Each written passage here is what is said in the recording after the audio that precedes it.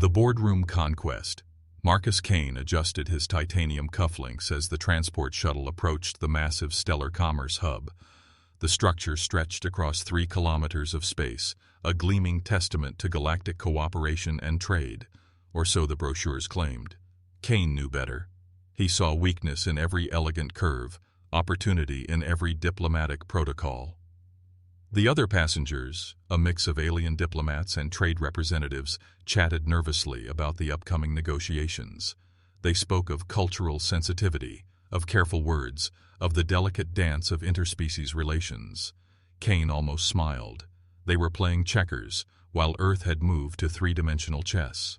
"Sir, we're receiving docking clearance," his aide, Sarah Chen, reported from across the aisle. Unlike the others, she wore the same predatory calm as Kane. They both understood this wasn't about making friends. This was about making Earth indispensable. Kane's background wasn't diplomatic. He'd built 3 multinational corporations from the ground up, dismantled 2 government monopolies, and turned bankruptcy into billions twice in his career. When Earth's leaders decided they needed someone who could navigate the galaxy's economic labyrinth, they didn't call the State Department. They called him.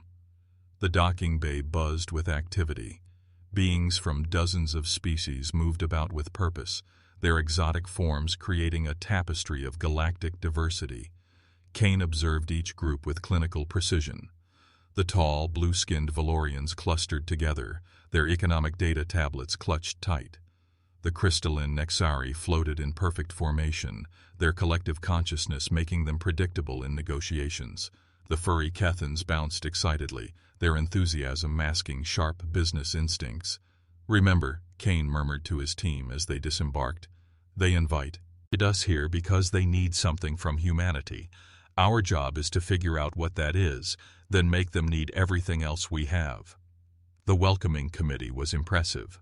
Ambassador Thex of the Valorian Trade Syndicate led the group, her elegant form draped in ceremonial silks. Behind her stood representatives from major galactic corporations, their body language screaming established hierarchy and comfortable power. "Welcome, Representative Kane." Thex's voice carried the musical quality of her species. "We are honored that Earth has sent someone of your caliber to these proceedings." Kane shook her offered hand, noting the slight tremor. Nervousness or excitement? Either worked in his favor. "The honor is mine, Ambassador. Earth is eager to contribute to galactic prosperity." The words were diplomatic enough, but Kane's team heard the subtext. Contribute. Not participate, not join, but contribute. As if Earth already owned a piece of what was about to unfold. The tour of the Commerce Hub revealed exactly what Kane had suspected. Impressive on the surface, but built on surprisingly fragile foundations. The Valorian banking systems relied heavily on trust-based transactions. The Nexari collective decisions could be disrupted by introducing doubt into their shared consciousness. The Kethan enthusiasm made them vulnerable to emotional manipulation disguised as partnership. "Your facility is remarkable," Kane commented to Thex as they concluded the tour, "though I notice some interesting inefficiencies in your logistics networks." Thex's blue skin darkened slightly, a sign of discomfort Kane had researched thoroughly. "Inefficiencies?" Kane pulled out a small tablet, its human technology looking deceptively simple compared to the elaborate alien devices around them. "My preliminary analysis suggests cargo transit times could be reduced by 37% with proper route optimization. Energy costs could drop by nearly half with upgraded distribution systems." The aliens exchanged glances. Kane had just casually analyzed their most closely guarded operational secrets in the span of a 2-hour tour. The implications sent ripples through the group. "How did you?" Thex began, then caught herself. "Your observations are quite detailed for such a brief visit." Kane's smile was all shark, no warmth. "Earth doesn't send anyone unprepared, Ambassador. We've been watching the galactic economy for some time, studying it, understanding it." That evening, Kane convened his team in their assigned quarters. Sarah Chen spread holographic displays across the room, while Dr. James Torres, their xenopsychologist, analyzed behavioral patterns from the day's interactions. Angela Ross, their economic warfare specialist, compiled data streams from a dozen sources. "They're more vulnerable than we thought," Angela reported. "The Valorian currency is artificially inflated. The Nexari have been hiding production shortfalls for months. The Keithan trade routes are completely dependent on outdated navigation systems." Dr. Torres nodded grimly. "And they're all desperate to maintain the illusion of stability. They need Earth's resources and technology, but they're terrified of admitting it." Kane studied the data flowing across the room. 3 major galactic economies, all built on foundations of sand and held together by pride. Then we give them what they need, on our terms. The next morning's formal negotiations began with traditional ceremony. Each species presented their cultural gifts, spoke of mutual respect and beneficial partnerships. Kane listened politely, then stood to address the assembly. "Honored colleagues," he began, his voice carrying easily through the chamber's acoustics. "I've listened to your presentations with great interest. However, I think we're approaching this from the wrong angle." The room fell silent. Diplomatic protocols had been carefully established. Kane was ignoring all of them. "You speak of partnership, but what you really need is leadership. You talk about mutual benefit, but what you really want is someone to solve problems you can't handle yourselves." Ambassador Thex's blue skin had gone nearly purple. "Representative Kane, I must protest this characterization of our intentions." Kane activated his tablet, and the room's display systems came alive with data. Financial records, trade routes, resource allocations, military expenditures. Every piece of information painted the same picture. The galactic economy was failing, and everyone in the room knew it. "Earth doesn't want to join your trade syndicate," Kane continued calmly. "We want to rebuild it, from the ground up, with proper management, real efficiency, and actual leadership." The silence stretched until Kane could hear the ventilation system cycling. Then, slowly, questions began. "What exactly are you proposing?" The crystalline voice came from the Nexari Collective. Kane's presentation unfolded like a masterclass in corporate takeover strategy. Earth would provide technological upgrades, management expertise, and economic stabilization. In return, they would assume operational control of key systems, standardize trade protocols, and restructure debt obligations. "This is economic colonization," whispered a delegate from the hegemony sector. Kane turned to face the speaker directly. "This is salvation. Your economies are dying. Your trade routes are obsolete. Your currencies are worthless. Earth is offering you a chance to be part of something that actually works." The debate that followed was fierce but predictable. Outrage mixed with desperate hope. Accusations of human arrogance clashed with acknowledgement of galactic failures. Through it all, Kane remained calm, professional, and absolutely relentless. By day's end, 3 minor trade systems had signed preliminary agreements. By the end of the week, the Keithan government had restructured their entire merchant fleet under Earth management. Within a month, human corporations had footholds in 17 systems. Kane's team worked 18-hour days, implementing changes that sent shockwaves through the galactic economy. Supply chains that had been inefficient for centuries suddenly ran like clockwork. Currency fluctuations that had plagued trade for decades stabilized overnight. Systems that had been bleeding resources began generating unprecedented profits.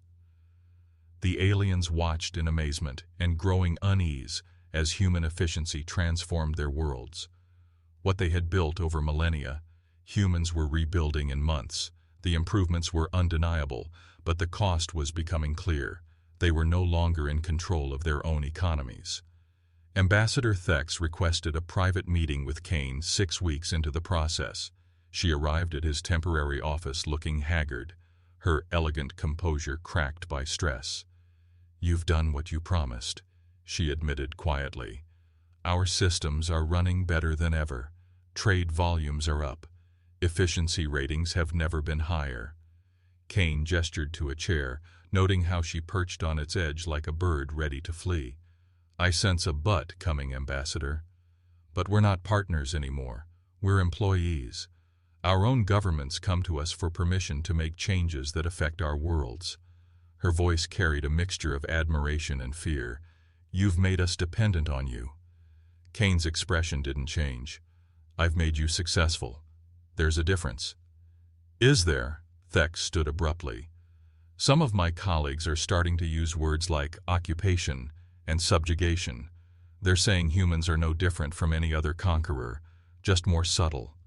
For the first time since arriving, Kane allowed a hint of genuine emotion to show. Your colleagues are wrong, Ambassador.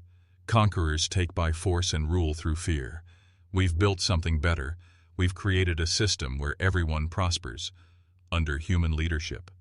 Under competent leadership, Kane corrected. Species is irrelevant. Results matter. Thex stared at him for a long moment. I hope you're right, Representative Kane. Because if you're wrong, if this is just another form of empire building, the backlash will destroy everything we've built. After she left, Kane stood alone in his office, staring out at the Commerce Hub's bustling corridors. Human efficiency had transformed the station into something unrecognizable from his arrival. Ships moved in perfect synchronization. Trade negotiations concluded in hours instead of weeks. Disputes that once took months to resolve were settled in days. He had done exactly what Earth's leaders had asked. He had established humanity as an indispensable part of the galactic economy. But Thex's words echoed in his mind, mixing with doubts he had been carefully suppressing. Sarah Chen entered with the daily reports. Sir, the Valorian Prime Minister has requested a formal audience. They want to discuss expanding our agreements to include their core banking systems. Kane nodded absently.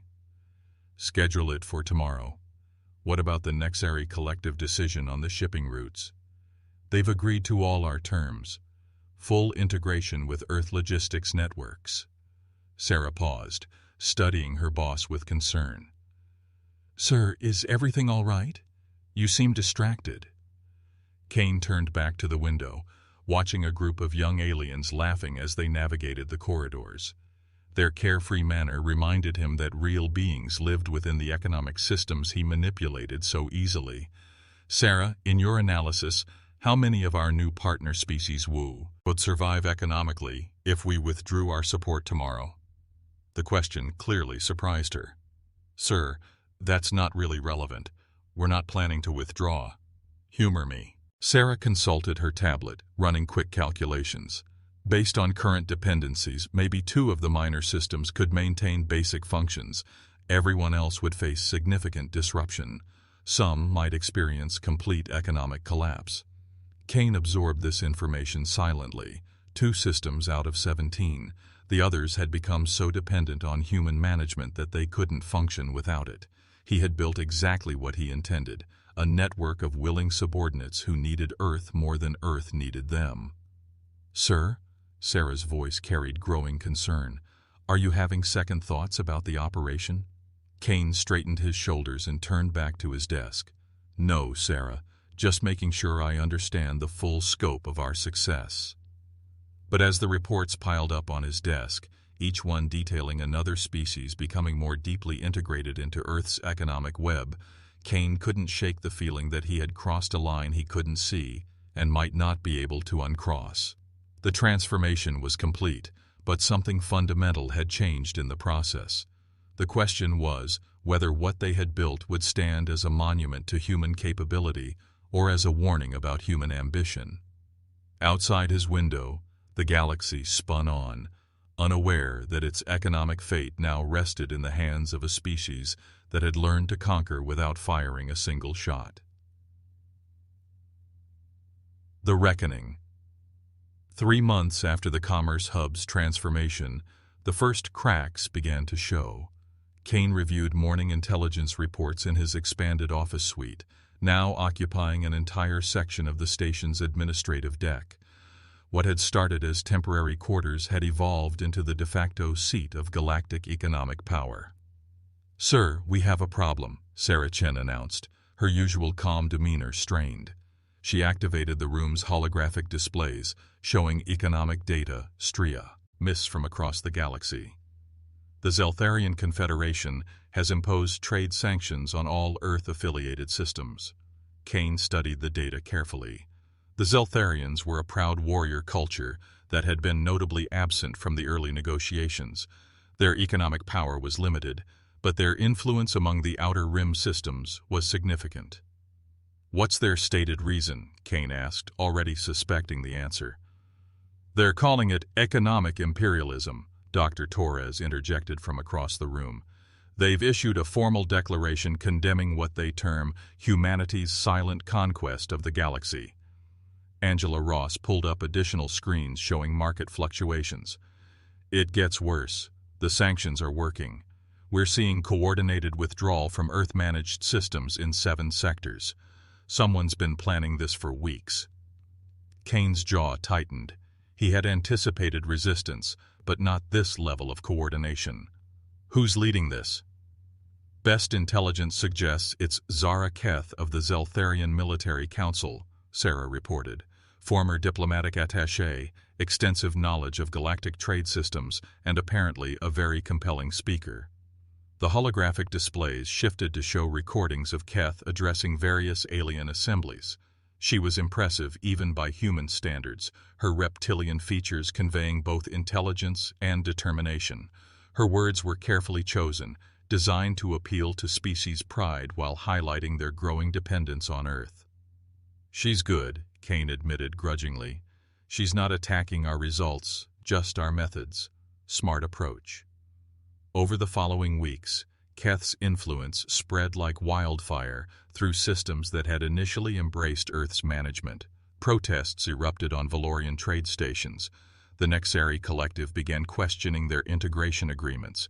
Even the enthusiastic Kethans started expressing doubts about their restructured merchant operations. Kane found himself fighting battles on multiple fronts. Economic efficiency meant nothing if client species rebelled against the system. He authorized increased incentives, offered better terms on existing contracts, and personally met with dozens of alien leaders to address their concerns. But for every problem he solved, 2 more emerged. The resistance wasn't just economic. It was cultural, psychological, and increasingly coordinated. "They're using our own methods against us," Angela observed during one of their increasingly frequent crisis meetings. "Keth's people have studied our economic integration model and figured out how to reverse it." Dr. Torres nodded grimly. "She's tapping into something deeper than trade disputes. This is about identity, autonomy, self-determination. We can't negotiate our way out of existential anxiety." Kane stared at the constantly shifting data displays. Red indicators were spreading across the galaxy like an infection, marking systems where Earth's influence was being challenged or outright rejected. The perfect economic machine he had built was experiencing systematic sabotage. "Sir," Sarah's voice cut through his concentration, "we have a secure transmission from Earth Central Command." The screen materialized showing Director Patricia Wells, Kane's ultimate superior and the architect of humanity's galactic economic strategy. Her expression was carefully neutral, but Kane could read the tension in her posture. "Marcus, I'll get straight to the point. Congressional oversight is asking hard questions about your methods. Some of our own allies are expressing concern about the pace and scope of integration." Kane kept his voice level. "The results speak for themselves, Director. Galactic trade efficiency is up 400%. Resource allocation has improved across the board. Every metric shows success. Every metric except stability," Wells replied sharply. "We're getting reports of potential military action against Earth-affiliated systems. Some species are talking about armed resistance to what they're calling economic occupation." The word hung in the air like a sword. Kane had been careful to avoid any appearance of military coercion, but the economic pressure he had applied was arguably more effective than any army. "Director, with respect, resistance was always expected. Change this fundamental inevitably creates friction. We just need to maintain course until the benefits become impossible to ignore." Wells' expression hardened. "Marcus, I'm not sure you understand the gravity of the situation. We're potentially facing a galaxy-wide coalition opposing human presence. That's not friction. That's war. After the transmission ended, Kane stood alone in his office, truly alone for the first time in months. His team was managing crisis response protocols across 24 systems. The station around him hummed with constant activity as beings from across the galaxy worked to maintain the economic networks he had created. But increasingly, those beings were human. Alien staff had been gradually replaced with Earth personnel as local species withdrew their cooperation. The transformation had been so subtle Kane hadn't noticed until now. A soft chime indicated someone at his door. Kane turned to find Ambassador Thex, but she looked different. Gone was the elegant diplomatic attire, replaced by simple robes that somehow made her appear more dignified than before.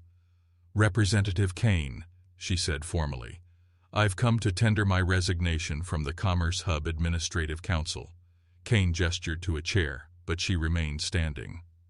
"Thex, if this is about the recent unrest, I can assure you we're working on solutions that address everyone's concerns." But increasingly, those beings were human. Alien staff had been gradually replaced with Earth personnel as local species withdrew their cooperation. The transformation had been so subtle, Kane hadn't noticed until now. A soft chime indicated someone at his door. Kane turned to find Ambassador Thex, but she looked different. Gone was the elegant diplomatic attire, replaced by simple robes that somehow made her appear more dignified than before. "Representative Kane," she said formally, "I've come to tender my resignation from the Commerce Hub Administrative Council." Kane gestured to a chair, but she remained standing. "Thex, if this is about the recent unrest, I can assure you we're working on solutions that address everyone's concerns." "That's just it," she replied quietly. "I don't think you can anymore. The solutions you're proposing all involve more human control, more Earth management, more integration into your systems. You can't solve the problem of dependence by increasing dependence." Kane studied her face, seeing something he hadn't noticed before. Fear, yes, but also sadness. "Thex, what we've built here works. Look around you. This station is more efficient than it's ever been. Trade disputes that used to take months are resolved in hours. Everyone is prospering." "Everyone is surviving," she corrected. "But survival isn't the same as living. My people have traded autonomy for efficiency, independence for prosperity.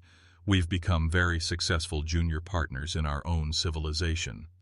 The words stung because they echoed thoughts Kane had been suppressing. "So what's the alternative? Return to the inefficient systems that were failing before Earth arrived? Go back to the currency instabilities and resource shortages that brought us together in the first place?" Thex smiled sadly. "I don't know, Representative, but I do know that the path forward requires more than human solutions to galactic problems, and I don't think you believe that's possible anymore." After she left, Kane accessed the station's security systems and watched her departure through the surveillance networks. She moved through corridors that had once bustled with diverse alien activity, now dominated by human personnel and Earth technology. When had the transformation become so complete? When had management become domination? His contemplation was interrupted by urgent alerts from the communications center. Angela Ross appeared on screen, her face pale with strain.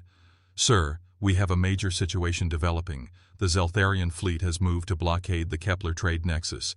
They're demanding withdrawal of all Earth personnel and management systems." Kane felt ice form in his stomach. The Kepler nexus was one of their most critical installations, managing resource flows to 12 systems. Losing it would trigger cascading failures throughout their network. "Military response options?" he asked, though the words tasted wrong in his mouth. "Earth Defense Command has 3 destroyer squadrons within range," Angela reported, "but Director Wells has explicitly forbidden military intervention without clear authorization from the Global Council." Kane found himself facing the choice he had been unconsciously avoiding for months. use Earth's military superiority to protect the economic empire he had built, or watch it potentially collapse under organized resistance. The irony wasn't lost on him. He had achieved everything Earth's leaders wanted without firing a shot, but maintaining it might require the very violence he had sought to avoid. "Sir?" Angela was waiting for orders, her expression reflecting the same moral uncertainty Kane felt. "Patch me through to Zara Keth," Kane said finally. "It's time for a direct conversation." The transmission took several hours to arrange, complicated by the blockade and the delicate nature of what amounted to surrender negotiations. When Keth's image finally materialized, Kane saw intelligence and determination, but also something that surprised him: respect. "Representative Kane," her translated voice carried formal courtesy, "I wondered when you would choose diplomacy over economic pressure." "Commander Keth," Kane replied, matching her formality, "I'm prepared to discuss terms for resolving this situation without escalation." Keth's reptilian features shifted in what their xenopsychology files indicated was skepticism. "What terms could you possibly offer that don't involve continued human dominance of galactic commerce?" The question struck at the heart of Kane's dilemma. Every solution he could imagine still depended on Earth's technological and organizational advantages. How do you give up power once you've acquired it? How do you make someone independent when they've become dependent on your competence? "I'm not sure yet," Kane admitted, the words feeling strange after months of absolute certainty. "But I'm willing to find out." Keth's expression shifted to something that might have been surprise. "That's not the answer I expected." "It's not the answer I expected to give," Kane replied. "But maybe that's the problem. I've been treating this like a business acquisition instead of a galactic community. You can't build lasting relationships with spreadsheets and efficiency reports." The negotiation that followed lasted 18 hours and redefined everything Kane thought he understood about power and leadership. Keth proved to be as skilled at diplomacy as she was at military strategy.